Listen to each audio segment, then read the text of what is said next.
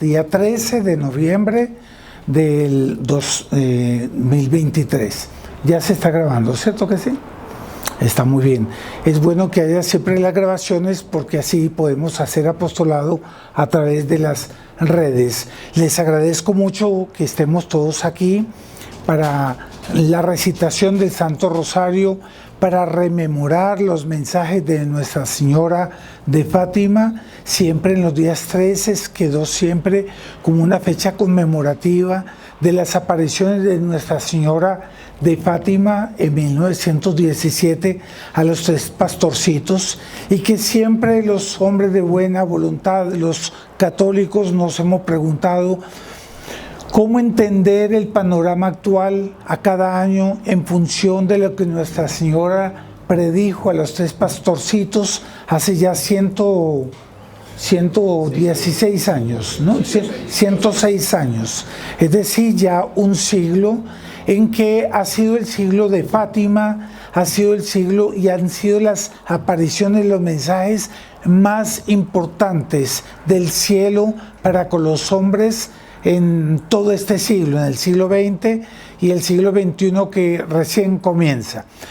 Por lo tanto, vamos a usar siempre esa perspectiva, qué pensar de la situación actual en el marco del mensaje de Fátima, cómo podríamos entender lo que está sucediendo hoy por hoy después de las apariciones de Fátima. Yo creo que podríamos, antes de analizar como un diagnóstico rápido, porque ciertamente estas conversaciones tienen como interés o motivo preparar espiritualmente para la recitación del rosario y de esa manera estar unidos al Inmaculado Corazón de María, como ella lo quiere en este momento, pues pensar un poquito qué era Fátima en esa época, qué era el mundo en esa época y qué es el mundo hoy, para entender cómo Nuestra Señora podría interpretar el mundo de hoy y cómo lo interpretar en esa época. En 1917, era mayo, Portugal había caído en el comunismo. De hecho, fue en un régimen comunista que le tocó a las apariciones de Fátima, y por eso hasta los pastorcitos fueron perseguidos por un ateísmo muy grande. Ellos estuvieron en la cárcel, ellos fueron amenazados de martirio, fue duro, de manera tal a que fue un contexto claro. Sin embargo, en ese mismo año, 1917, Rusia se realiza la Revolución de Octubre. La Revolución de Octubre fue la revolución bolchevique, en que la revolución atea, anticatólica, comunista, llega al poder en la nación. Se podría decir que en esa época era la nación más grande del mundo, Rusia.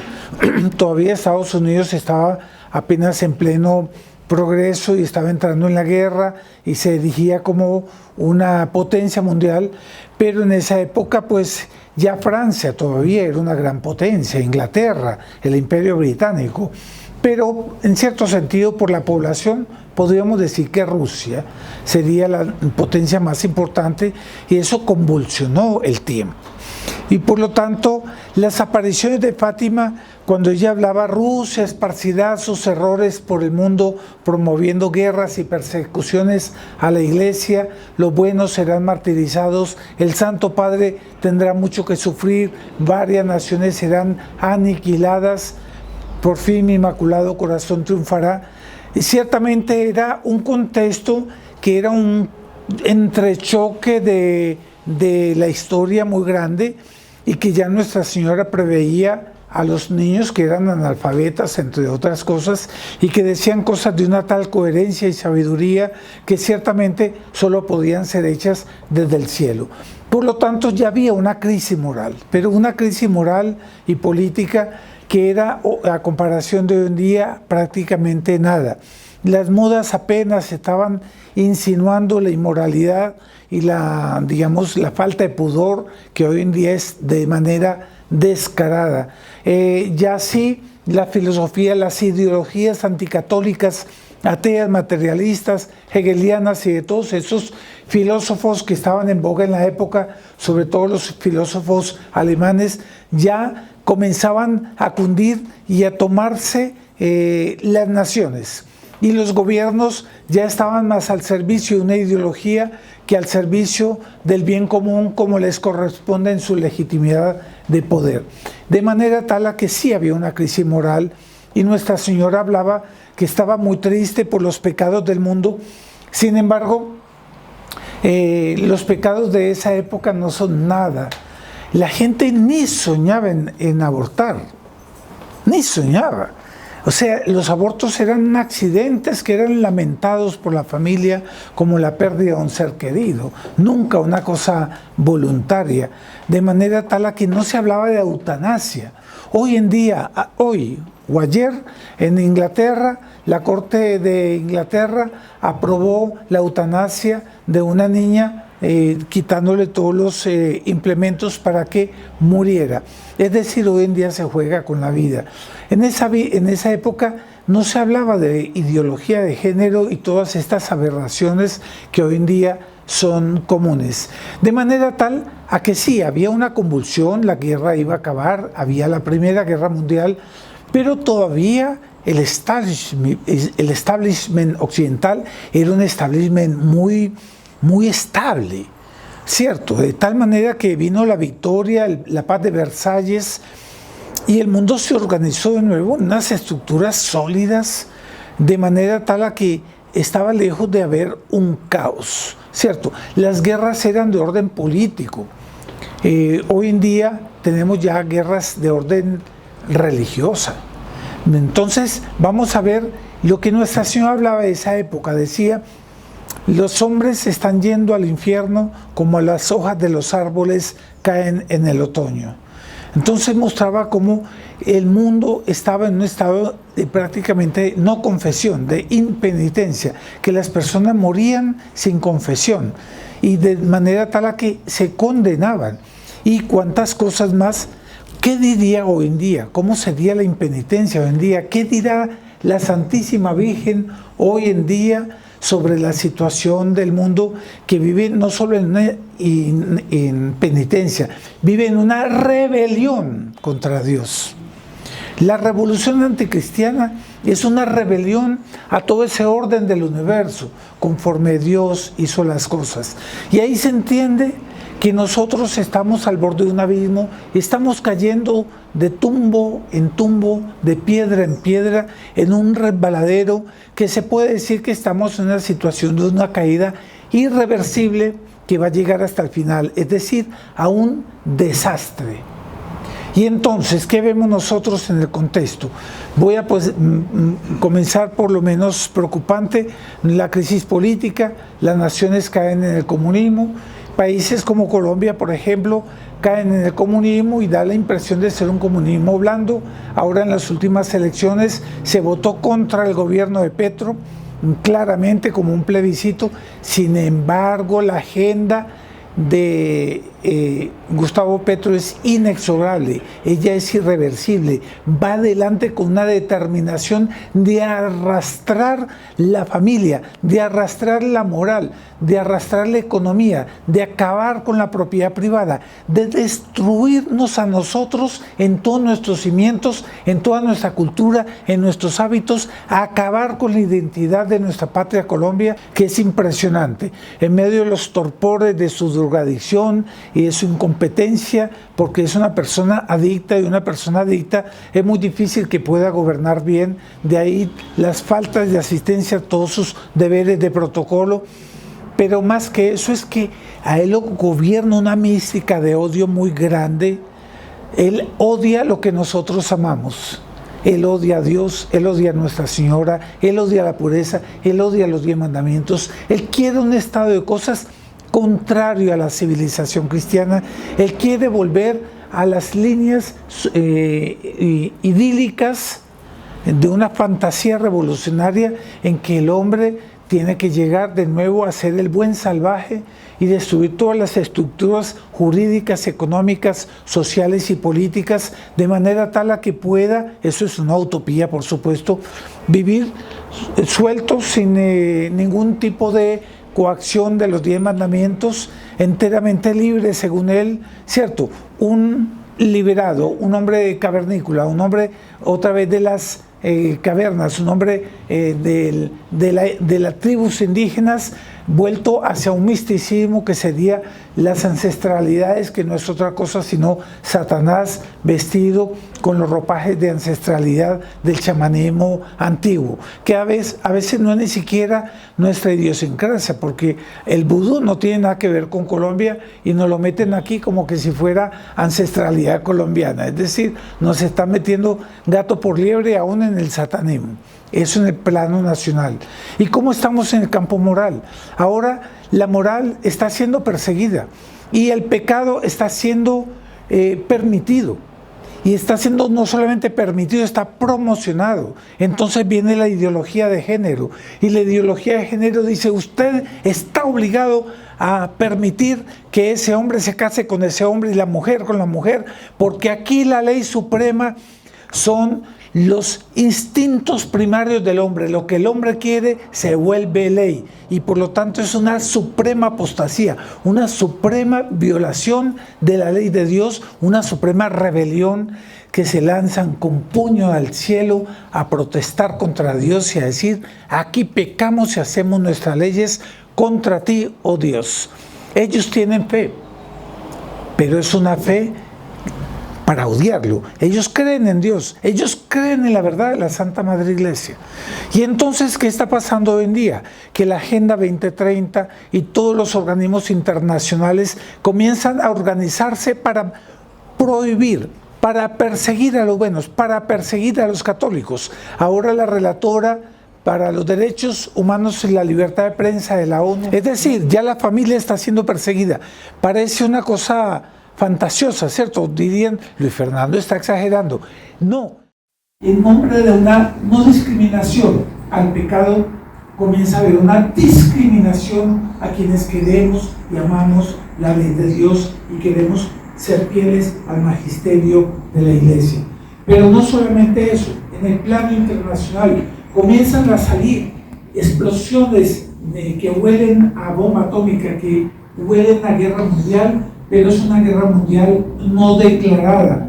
Tanto en Ucrania, hace 2 años, viene una guerra que desgastó a Europa, de manera tal a que Europa hoy en día está desgastada y que aumenta el precio del petróleo, de manera tal a que eso se torna insustentable para el Occidente, de manera tal a que Europa ya está anunciando una recesión que ellos, para no asustar a las personas, como en Alemania, dicen que no hay que preocuparse, que es una recesión controlada y natural que hace parte de un mecanismo.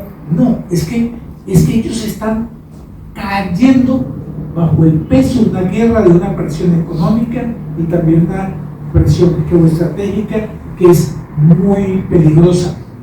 La propia Alemania ya reconoció que ellos se están preparando para la guerra mundial, que Alemania ya se prepara para la guerra mundial. Italia, Giorgia Meloni dice que ella ve que Italia puede caer bajo el peso de las presiones de la inmigración y de las presiones por la guerra de Ucrania. Pero no para ahí, viene la guerra del Oriente Medio, y la guerra del Oriente Medio ya viene con un cuño muy peligroso, una guerra de cuño religioso.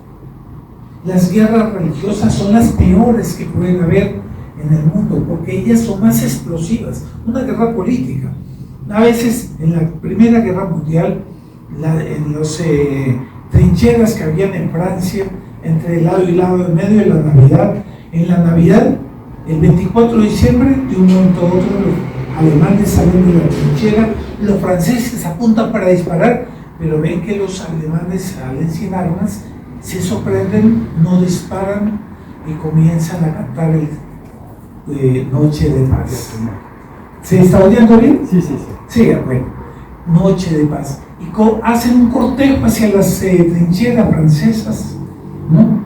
Noche de paz, noche de amor, en medio de la nieve, en medio de las estrellas, en el dolor de la guerra, porque esas trincheras era un dolor, un sufrimiento impresionante, no era cualquier cosa.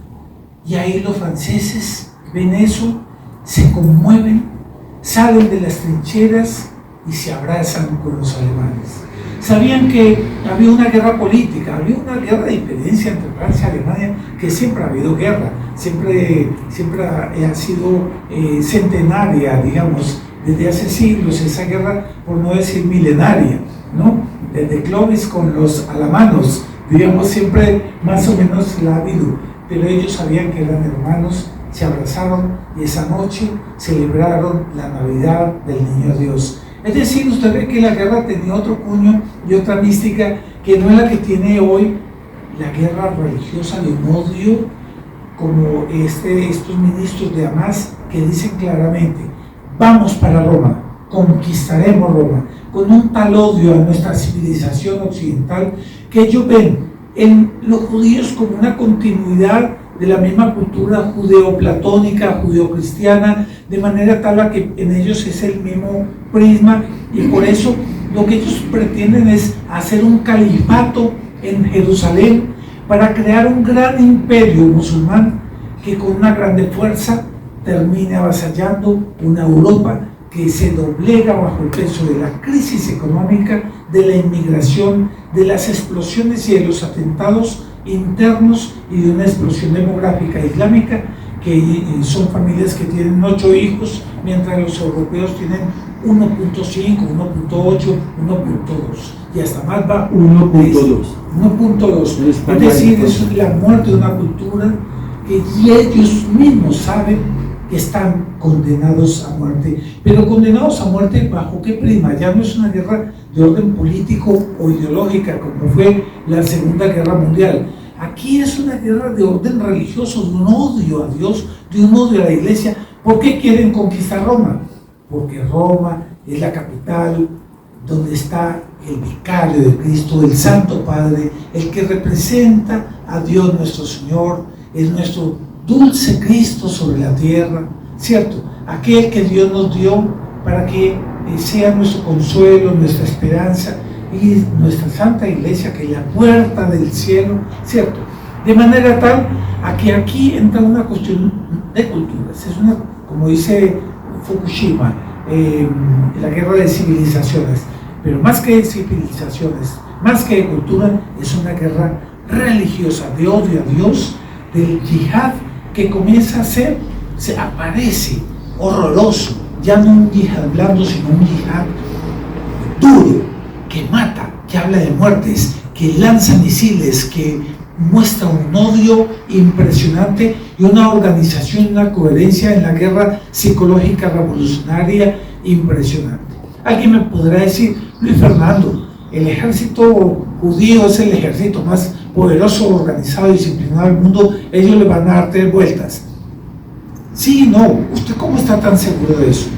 En 1965, cuando fue la guerra de los 6 días, es muy diferente a la de hoy. Siria, Irán, Irak, Jordania, ¿cómo es que llaman todos estos? El Golfo Pérsico.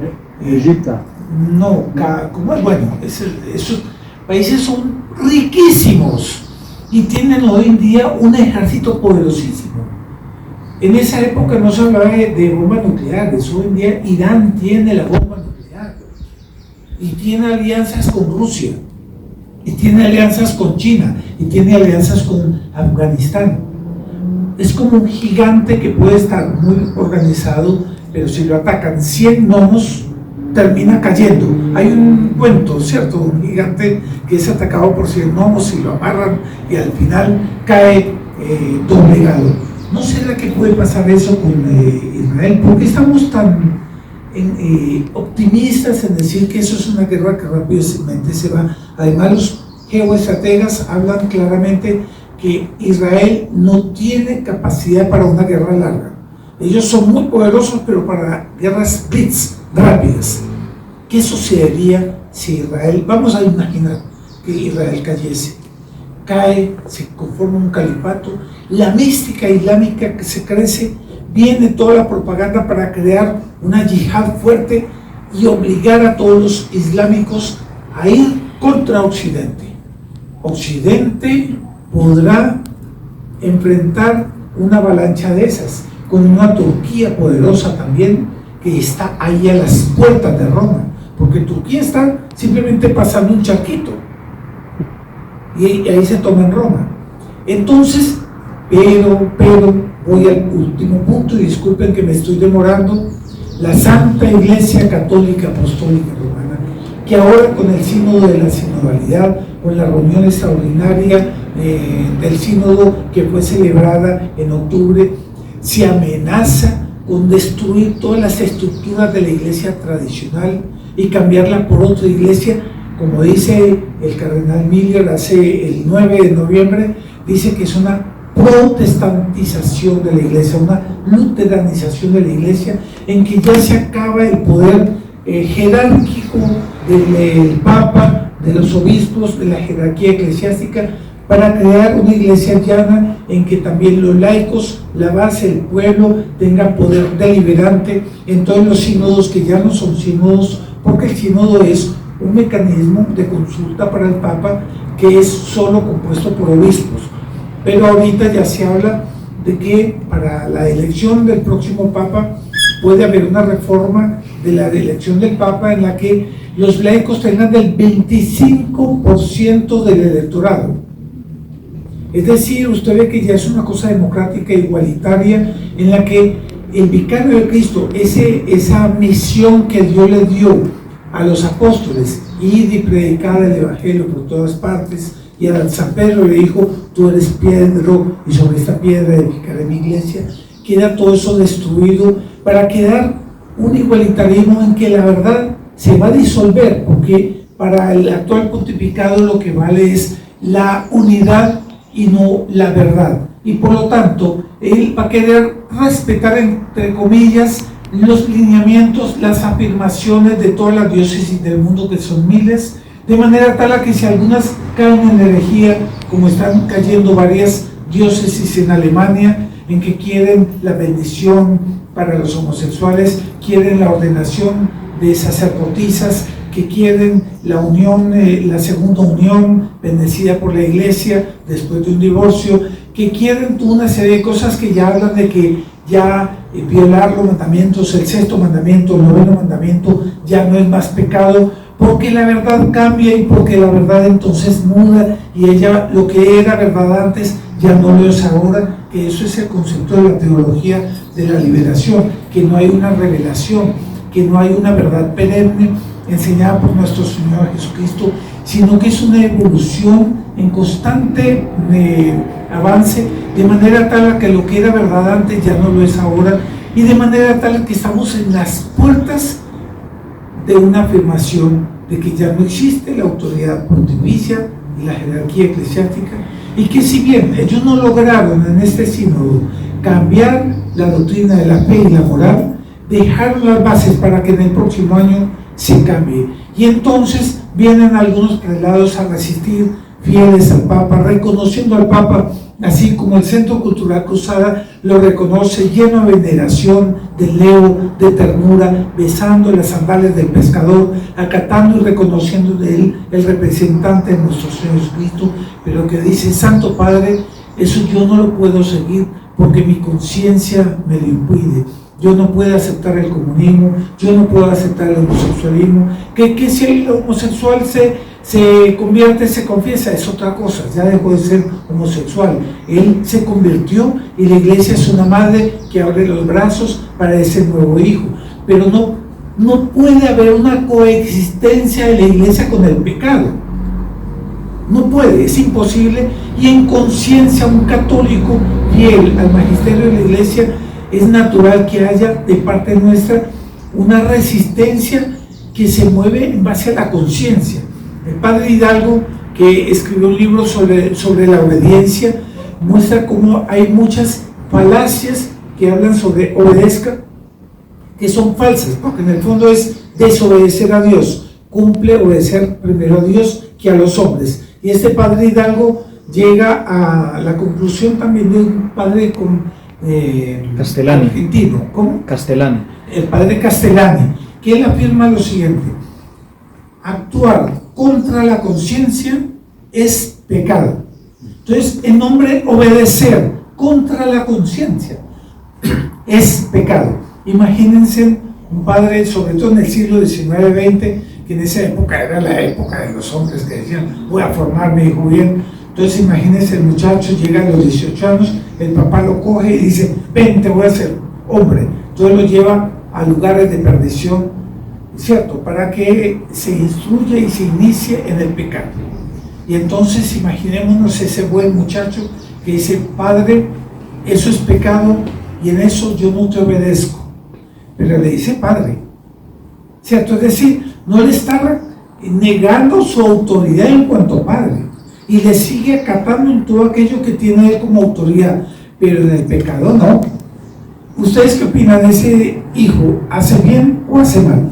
Hace bien. Hace bien, ¿cierto? Él debe desobedecer. ¿Por qué? Porque está obedeciendo a Dios. Y entonces vemos que ya el día 9 de noviembre fue destituido el Monseñor Strickland, que es el obispo de Texas, del norte de Texas, no me acuerdo la diócesis de Tyler. La diócesis de Tyler, porque él durante la redes y a sus rebaños, siempre en las homilías, los llamaba a ser fiel al magisterio de la iglesia, y él denunciaba que el sínodo y el actual pontificado estaba al borde de romper con el magisterio de la iglesia y que eso no era posible. De manera tal a que ese Santo Padre, que en la Jornada Mundial de la Juventud se abrazaba con homosexuales, con personas de doble unión, con personas en pecado de una manera o de otra, proclamando al mundo que la iglesia, como todos abiertos, estaba abierta para todos, que la iglesia era para todos. Ahora destituye a un obispo que quiere ser fiel al magisterio de la iglesia. Es decir, queda claro que no cabemos todos en la iglesia y que puede haber un comienzo de persecución a aquellos que queremos ser fieles al magisterio de la iglesia. Pues bien, si viene esa persecución, nosotros nos arrodillaremos, recibiremos el látigo y seguiremos fieles al Papa. Pero no nos pueden obligar a ir contra el magisterio de la iglesia, porque es la doctrina perenne, es la doctrina que nos enseñó nuestro Señor Jesucristo. ¿Y quién es más? ¿El que representa a nuestro Señor o nuestro Señor? Nuestro Señor. Entonces, en ese sentido, Él representa a nuestro Señor legítimamente, pero yo sigo siendo fiel y Él no tendría derecho a cambiar la doctrina de aquel que representa, que es nuestro Señor Jesucristo. Eso, para terminar, vemos que entonces el panorama de hoy es dramático, es apocalíptico, es terrible y que pone en riesgo nuestras almas, pone en riesgo nuestra fe, pone en riesgo nuestras costumbres, pone en riesgo a nuestros hijos, la salvación de nuestros hijos, de nuestras familias, de nuestra nación, del mundo entero que se va al abismo. ¿Cómo verá Nuestra Señora de Fátima desde el cielo el panorama actual?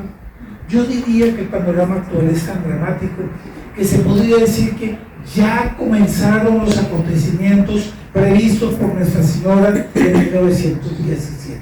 Ella habló de un gran castigo de orden universal, pero también de una gran conversión que vendría, de un gran triunfo de la iglesia, y ella termina con esas palabras tan llenas de esperanza y dulzura: por fin mi inmaculado corazón triunfará.